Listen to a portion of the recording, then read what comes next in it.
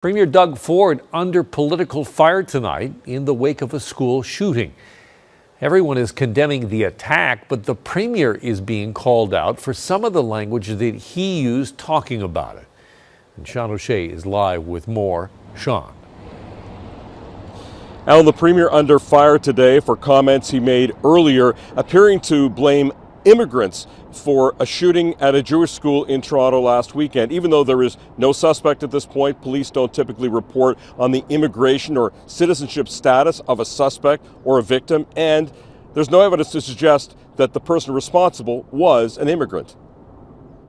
Enough is enough. I'm just had it up to here. Ontario's premier expressing frustration and appearing to blame immigrants for a shooting at a private Jewish school in Toronto last weekend in which no one was injured. If you're bringing your problems from everywhere else in the world, you're bringing it to Ontario, unacceptable. But it's Ford's words that are being called unacceptable by critics. He's inflaming anti-immigrant sentiment without any proof to back up the claims he's making today. No one was arrested after shots were fired at the school. Police have made no arrest, and there's no indication that whoever was involved was an immigrant to Canada. Fighting anti-Semitism with more hate, that's not a solution at all. But Ford didn't stop there. I got an idea. Before you plan on moving to Canada, don't come to Canada if you're going to start terrorizing neighborhoods like this. Simple as that. It's dangerous. And it is so irresponsible and inflammatory. Politicians agree criminal actions should be called out. Completely unacceptable, and the perpetrators, whomever they are, need to be held accountable. But preemptive from to try and blame it on somebody else, but that's Doug Ford, and he'll say what he wants to say. It's racist. It's racist to assume that people who are immigrating are going to cause trouble or not abide by our rules, right? Ford said people from other communities are fed up with violence. They aren't used to this happening here in Ontario. I'm done with this stuff. Now, around 3:30, Ford went on social media, apparently trying to clarify those remarks, talking about the fact that he thought that they were intended to try to point out that there's more that unites us than divides us. That's essentially what he said. No retraction and no apology, something his critics have been calling for all day. Alan? This is unlikely to go away anytime soon. Thanks, Sean. Canadian identity is under pressure. Mass immigration is changing the culture, and the quality of life is dropping, with immigrants making up 20% of the population in 10 to 20 years. Native Canadians may be outnumbered. From a strained housing market to public services pushed to their limits, we examine the challenging realities and reasons behind Canada's significant shift in immigration policy. Could this mean the end of Canada's open door policy, or are these just empty words as the situation worsens? Here is why Canada has had enough. What's fueling the shift in Canadian public opinion about immigration? Imagine a nation steeped in a rich heritage where traditions spanning centuries and shared values form the foundation of society. Now envision that fabric being stretched, frayed, and torn apart. This is the current state of affairs in Canada, largely attributed to the country's high immigration rates. It's not just a steady stream of newcomers that the system can easily accommodate and assimilate. It's a deluge. The sheer volume of people arriving in Canada from diverse backgrounds is unprecedented. While diversity is often celebrated as a strength, there exists a tipping point where it can turn into a challenge. When the cultural influx becomes overwhelming, instead of fostering unity, it fosters cultural fragmentation. We have new CBC News analysis of federal data regarding the Temporary Foreign Workers Program. It shows a dramatic jump in the program's use over the last few years. Kyle Bax joins us now live with a deeper look into those numbers. Kyle, how popular are temporary foreign workers becoming? It's doubled over the last 5 years. So, Natasha, a large increase in employers turning to the Temporary Foreign Worker Program.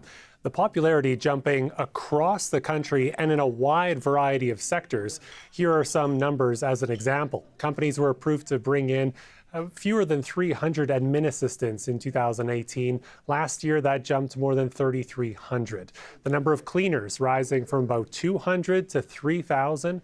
Construction workers from about 130 to 5,300 last year. And the number of truck drivers up more than 300% to about 7,300 last year.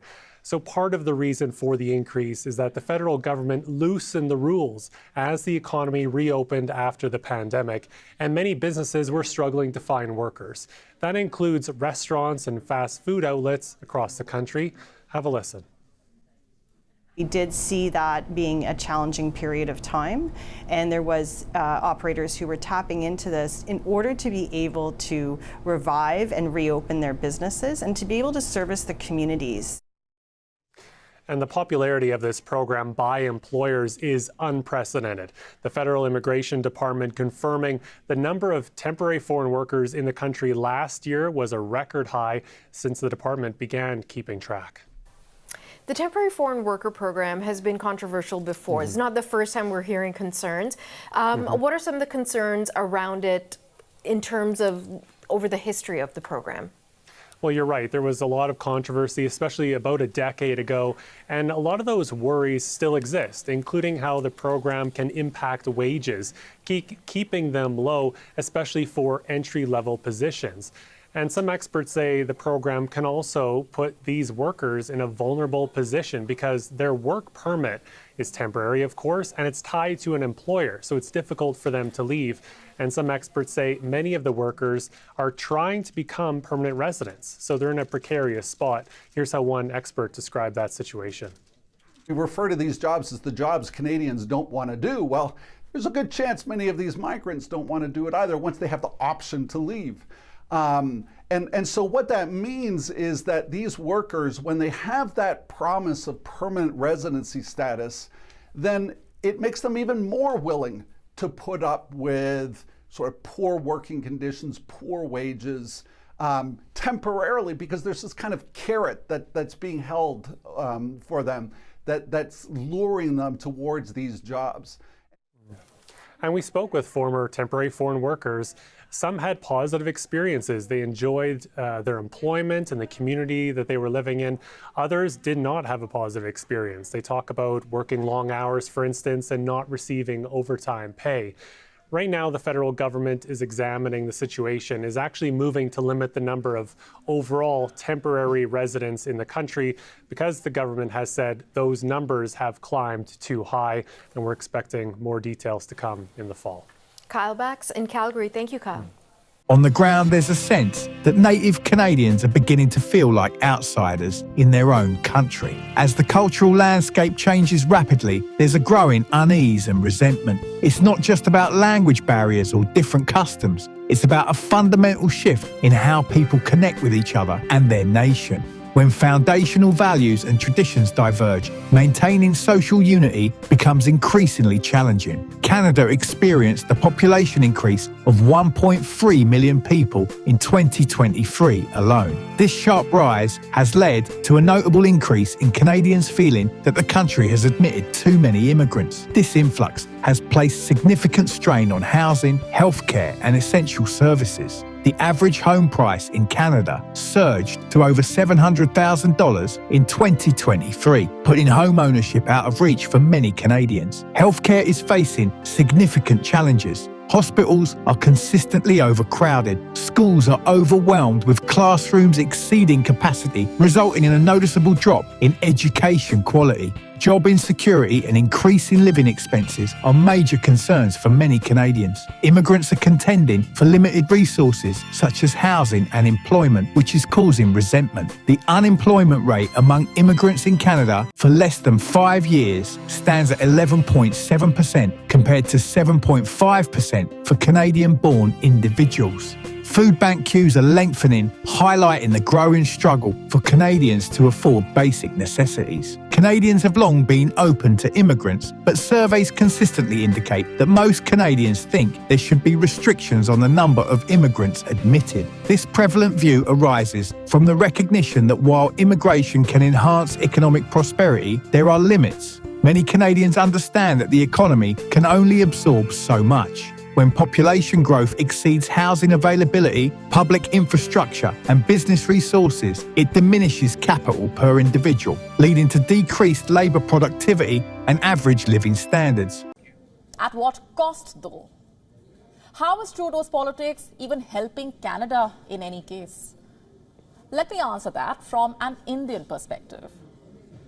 You know, there was a time when Indians wanted to move to Canada.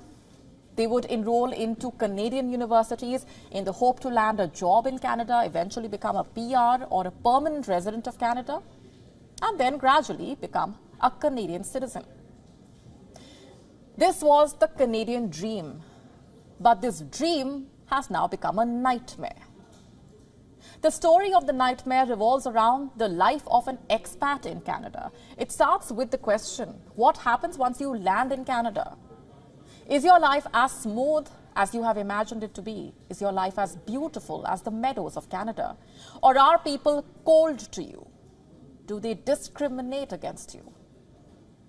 Well, as per data from Statistics Canada, 17.5% immigrants who arrived in Canada between 1982 and 2017 left the country within 20 years. They emigrated again. They packed their bags and left the country they had hoped to make their home. And why do you think that is? The report points at some of the possible reasons. 1, immigrants face difficulty trying to integrate into Canada. 2, finding a job in Canada isn't all that easy. Same with finding a place. It's not that easy. That's point number 3. This is Canada's harsh reality. It has come to the fore over the past few years, and before that, life in Canada was considered to be a bed of roses. Well, it's not. It never really has been. Today, youngsters emigrating to Canada are struggling to find jobs that match their skill sets and also pay them well. Many are complaining about higher taxes, high housing costs. We have been telling you about Canada's housing crisis for a while now. The country is not constructing enough housing units. As per government data, there is a shortfall of around 345,000 housing units across Canada. And to top that, record high interest rates have made the new housing units extremely expensive for most people. Students are being forced to cough up abysmally high rents. It does not get better for them, given there is also a shortage of part-time jobs. So the end result is a nightmare, not just for people who are in Canada on a student visa, but children of immigrants who are fresh out of school and are looking to live independently and become financially independent. Millions of people have moved to Canada over the years. They have been lured by the promise of an easy immigration policy and have been fooled by the prospect of a better life. Now they want to move out. For some people, the reason could be as simple as Canada's weather. The temperature in some cities dipping to -30. Life in Canada involved shoveling snow for months, battling the wind chill. And the reason could also be racism or a poor quality of life. And mind you, it's not just Indian immigrants who are moving out of Canada. As per Statistics Canada, over 25% of immigrants born in Taiwan, the US, France, Hong Kong, Lebanon, emigrated within 20 years of landing in Canada. This is the story of a country that claims to be the world's most desirable place for people to live in. We are now available in your country. Download the app now. Get all the updates on the move. So why isn't the government taking action on this? It appears that the government either lacks the ability to tackle these issues or is intentionally pushing native Canadians to vie for lower paying jobs against immigrants. Prime Minister Justin Trudeau unveiled a strategy to substantially increase immigration. Since Trudeau assumed office in 2015, the influx of new immigrants has risen from around 300,000 to 400,000 annually. Canada now aims to admit 500,000 permanent residents each year by 2025. This initiative is aimed at strengthening the Canadian economy by addressing labour shortages and a declining birth rate, with a focus on skilled immigrants. Canadians are increasingly leaning towards a different leader than Trudeau to lead the Liberals in the next election. The multicultural approach is now facing scrutiny. This isn't driven by xenophobia or racism, but by the genuine concerns of native Canadians who fear their way of life is being threatened. They witness their communities undergoing profound transformations and worry about the implications for future generations. They're questioning what will remain of their culture, values and identity in the coming decades. Like YouTube here. I've got a warrant out for? You've got an outstanding immigration warrant. We'll talk about it in the vehicle. Okay? I've one outstanding what? Yep, outstanding immigration warrant. We'll talk about it in the vehicle, okay? Absolutely insane. Get me a lawyer. Can you not tell me what I'm under arrest for? You're under arrest for having an outstanding under warrant. arrest. I'm happy to provide you with all of your rights. Outstanding warrant. Yeah, for an outstanding immigration warrant. I want you to jump in there, please. Tommy. Yeah. Love you, buddy. Can I put these in front of me? Yeah. Yeah, you got your feet in there. Thank you. So, oi, Calgary's Justin Trudeau. Where can I go to help out? Which precinct? Go to the salad bar. That's how you can help out. That's a straight up yeah. The government and the media often portray immigration as vital for economic growth and diversity as a strength. However, there's a delicate balance between embracing diversity and feeling overwhelmed by it. When this equilibrium tips too far, it can lead to more harm than good. Why do more Indians prefer Canada over other nations? Canada's express entry system has drawn in numerous skilled Indian workers by providing a clear and rapid route to permanent residency. In 2023, more than 85,000 Indians were granted entry to Canada through different immigration channels, marking them as the largest cohort of new permanent residents. The primary aim is not only to work overseas, but also to attain permanent residency and eventually citizenship. Canada facilitates this process fairly and feasibly. However, it's not solely about immigration policies. Canada attracts Indian immigrants with its appealing quality of life. The diverse society, robust healthcare system, and strong education network are major attractions. Despite recent policy adjustments, such as limits on study permits aimed at tackling housing challenges, Canada remains a favoured choice. These restrictions have led to a 35% decline in the number of international students. Why is there a sharp rise in illegal migrant crossings at the US-Canada border? For those unfamiliar, flagpoling refers to non-Canadian residents exiting and re-entering Canada, often via a US port of entry, to obtain same-day immigration services. This practice has seen a sharp increase, causing significant border crossing issues. Officials in northern New York are particularly vocal, urging Canada to discontinue in-person immigration services at the border. Over the past 3 years, illegal migrant crossings at the US-Canada border have surged by more than 1,000%. This dramatic increase raises serious concerns about border security and the integrity of the immigration system.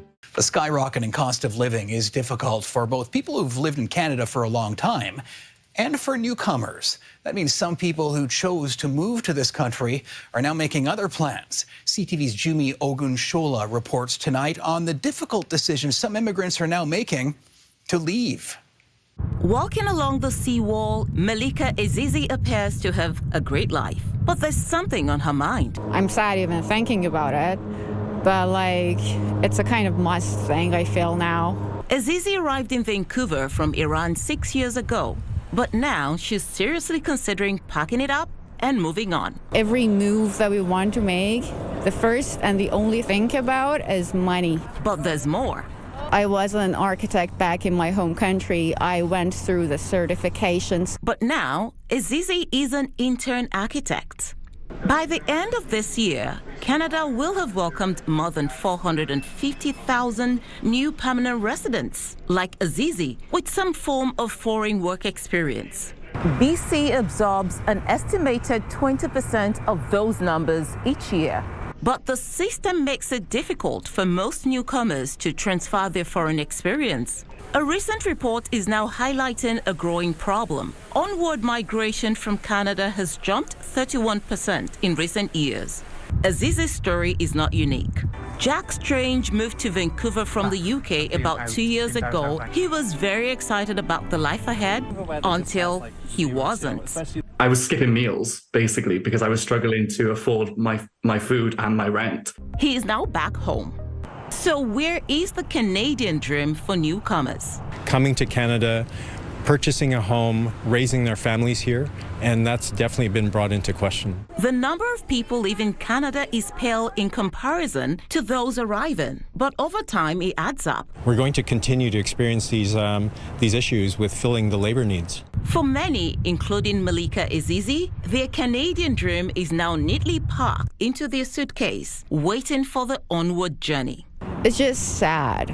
I think I wasted my life, kind of. Jimmy Ogunshola, CTV News.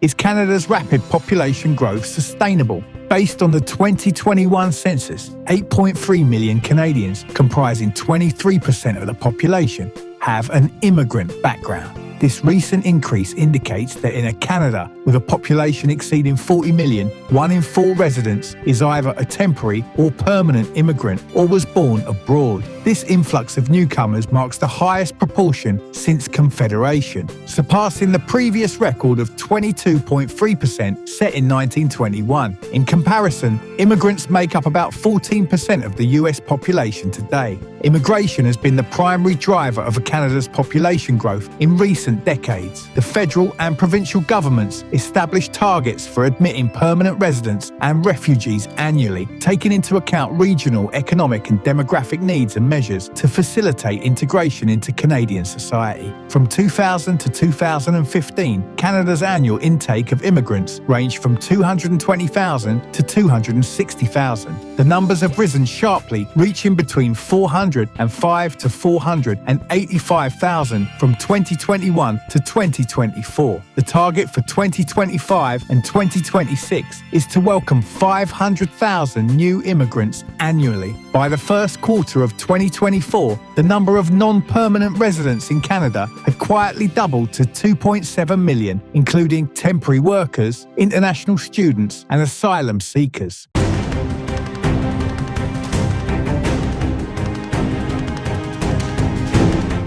These videos of dozens of Indians and other foreign students queuing up outside a Tim Hortons coffee shop in Canada for a job have been going viral. This video highlights the crazy competition for part-time employment among international students. In fact, the video which was posted got responses from other students as well, who highlight that they too have been searching for jobs for months to no avail.